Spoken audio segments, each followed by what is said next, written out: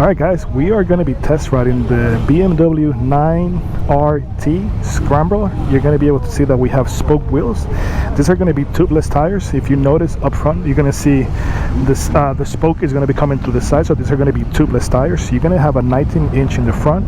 It's going to be a dual disc 4-piston calipers. In the back we have a 17-inch tire. You're going to get that typical Scrambler look with the up on the side exhaust.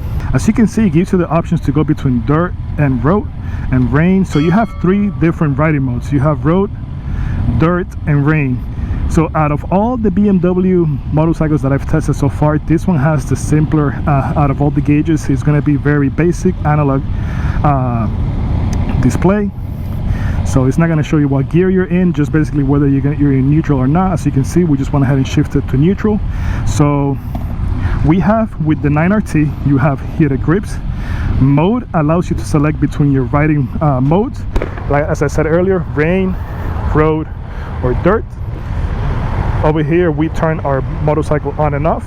It's going to be a key ignition, so again, you're going to have to turn left or right. It does have cruise control. If you know how cruise control works,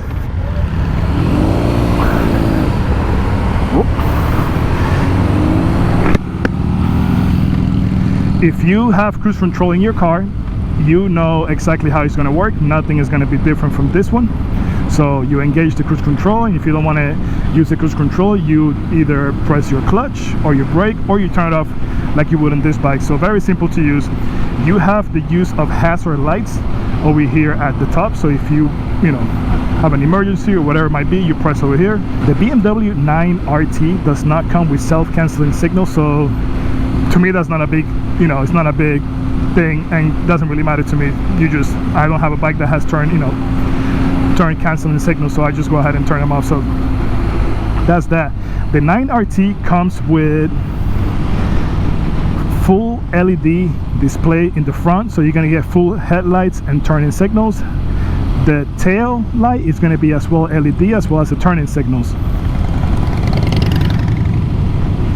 Being the Scrambler, this motorcycle is meant to be more of almost like a dual purpose bike, but it's going to be more of a light dual purpose. It's going to be perfect for the road. That's what the bike was made for.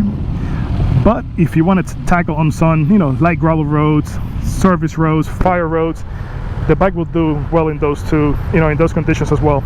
It has a very small tank, if you ask me. It holds 4.5 gallons of fuel. And the direct competition to the BMW Scrambler 9RT is going to be your Triumph Scrambler. The BMW 9RT comes with your typical Scrambler exhaust on the sides, so it's going to have that beautiful look on the sides. As you can see, having the opposed twin engine, you're going to get that vibration that literally comes from the engine all the way up through the mirrors.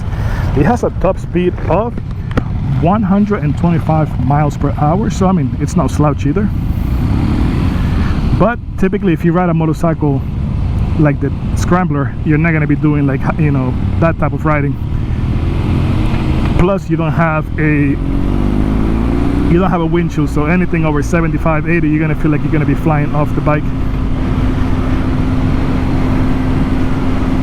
The BMW 9RT has been in the market now for close to 10 years.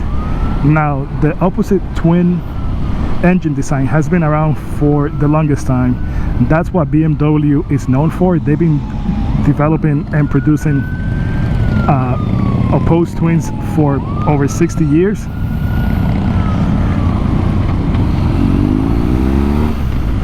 So they have already figured out what works, what doesn't work, and just take it from there.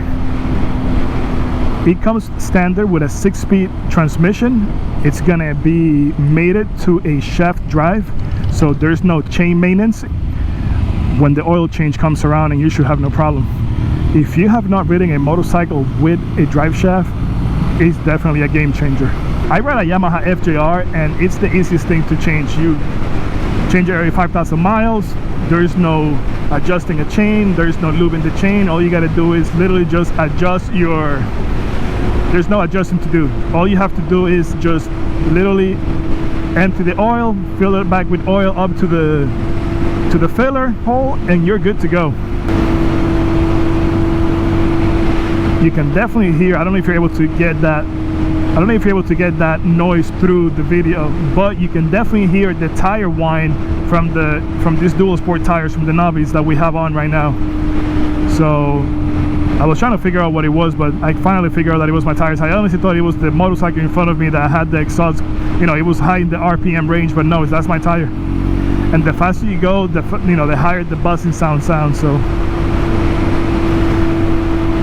this engine is a solid engine. It has been around for many years. Maintenance is going to be extremely low, so when it comes to like valve adjustments, it's going to be it shouldn't cost you a lot, just because, as you can see, you're gonna have the head sitting literally outside. There's no plastics to remove, there's no having to pull the tank off. You're just literally gonna go ahead and you're literally just gonna go ahead and remove the valve covers and just adjust your valves right there. So in terms of maintenance, it's not gonna be very much so to do. That's one thing that I do like about the Scramblers or naked bikes. For example, the bike in front of us is gonna be the SR 1000, and if you have to do a valve adjustment on that, you have to literally remove all the plastics and everything to be able to tackle that engine. So that's going to cost you a fortune. So the RT has been in direct competition with Triumph now for for a number of years. I have to say BMW had the upper hand for a very long time. In the most recent redesign from Triumph, I have to say that Triumph is getting a lot closer.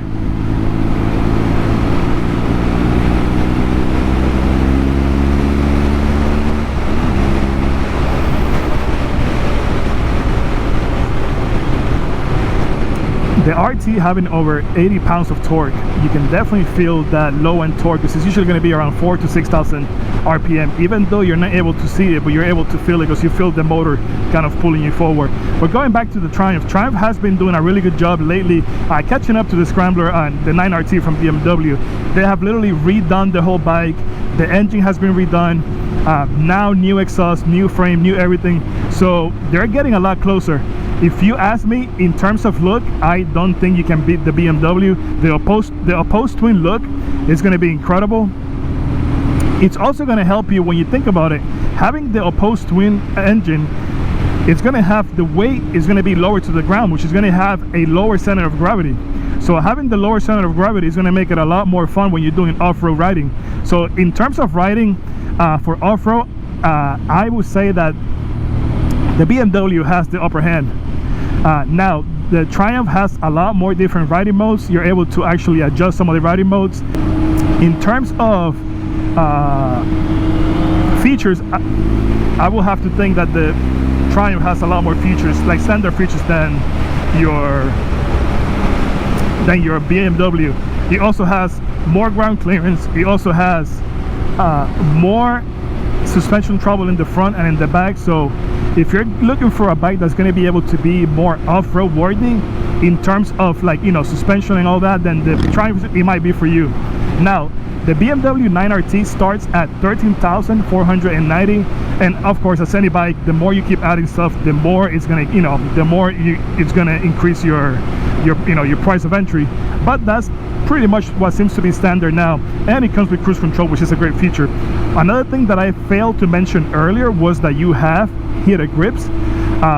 Probably not something that you need here in Florida, but it's a nice feature to have if you're going to be riding, you know, 50-60 degree weather. So I had a BMW, a K1200 RS, and that was one thing I really enjoyed. The cruise control, it had heated grips. For being a 2002 bike, it literally had a lot of standard features that a lot of the newer bikes of the era didn't have. So that I was gonna say it was actually a pretty nice feature. One thing that I'm surprised with the nineT is gonna be the fact that it lacks in terms of display. It's just it's a one clock dial. There's nothing else to it. There's no LCD display, there's no screen, there's no nothing. It's just basically, I don't want to say bottom of the barrel, but let's just say it's more basic than your typical BMW motorcycle when you look at it in terms of, you know, refinement and all these offerings that they have. So So if you see, you're able to switch your riding modes on the go. So we're on road, we could do dirt, we could do rain, so you pretty much choose what you want to do and just go from there. So from a user standpoint, if you're just getting on the bike and, you know, hitting the trail or hitting the road, you can definitely see it's going to be very easy to get used to. There's not a whole lot going on. So it's so funny because you can see the, you know, the vibration here through the tail lights. You're going to be, you see down here, you're going to have the steering dampering down there, so that's going to help you. I don't know if it's me or not, but it might be the tires. That's something that I have to probably read more on. But it almost feels, when you're leaning to the side, it almost feels like the bike wants to pull you to the road. Like it's not like just, you know, like you're just trying to go. It almost feels like you're trying to go down with the bike. So if you look, it's going to show you which riding mode you're going to be. That's going to be at the top, and it's always going to stay there. It's going to tell you the ambient temperature, which it says is 90 degrees.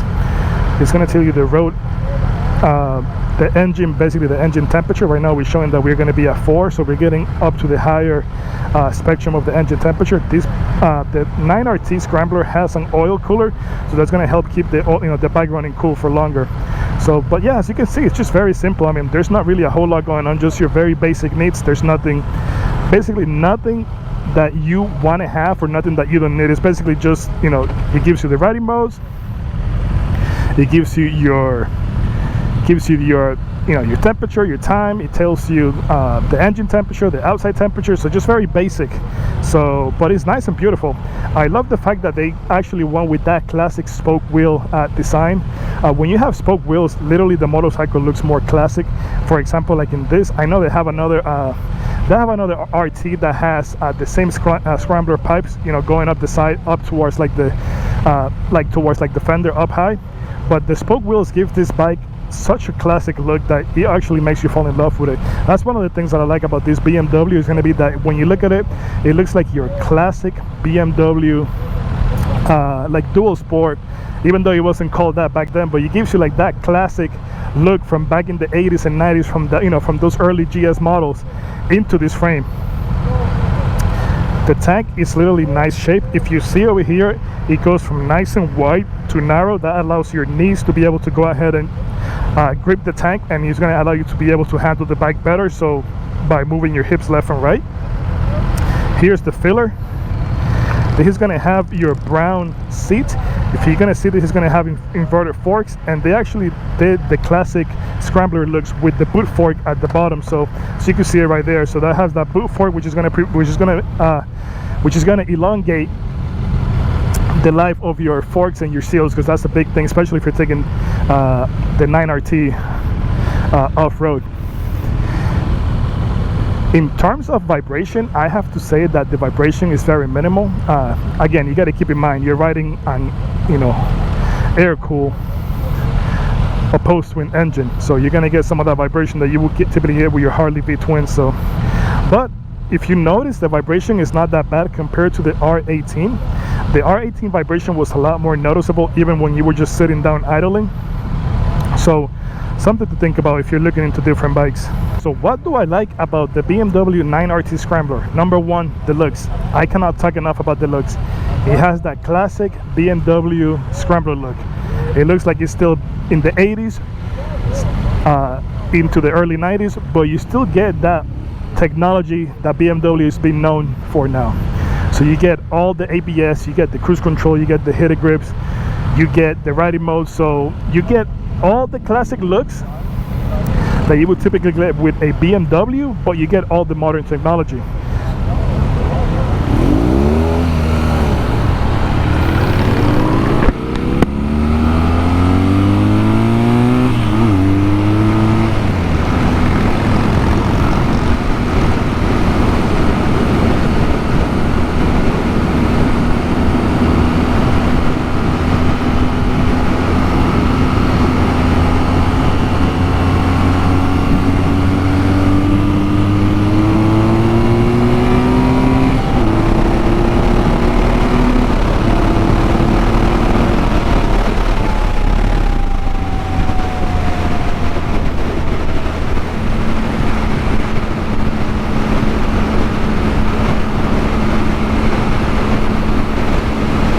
What don't I like about the BMW?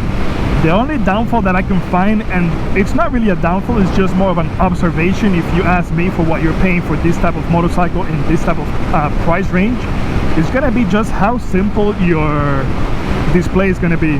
I'm not saying that you gotta have a full-blown LED display with all the bells and whistles and show absolutely everything and this and that, but just take a look at your Honda Rebel. I mean, it literally has a very simple round display just like this one, and it literally is going to be all digital, and it's going to have all the information that you want. It's going to have all your riding modes. It lets you select, it gives you the user mode, so it gives you a lot of options that you're able to select from your basic just circular, you know, 4.5-inch digital display. So that will be my only downside. Other than that, guys, I love this bike. I love the way it rides. I love these opposed twin feels on the bike. The vibrations are not anything crazy. It's not anything that you can't live with. So, I mean, for me, if I was to use this motorcycle a little bit more, or just on a regular basis, I might just add like a small windshield just for wind protection, since I do about 10 miles of highway riding daily, just to go to, you know, back and forth to work each way. So that will be my only thing. But other than that, this is a very well made bike. It feels nice and planted to the floor and the road. So I mean, it's not going to be anything that you're going to feel like you're going to have to start adding you know, adding all these aftermarket parts. Maybe I would love to do an aftermarket exhaust, if you ask me, just because it's going to give you more of that classic opposed twin engine rumble. But other than that, guys, this is a beautiful bike, very well made. It runs as it should, and it just rocks, guys. It just rocks. I love it. So guys, if you enjoy the content, give it a thumbs up, like and subscribe to the channel, and I will see you guys on my next video.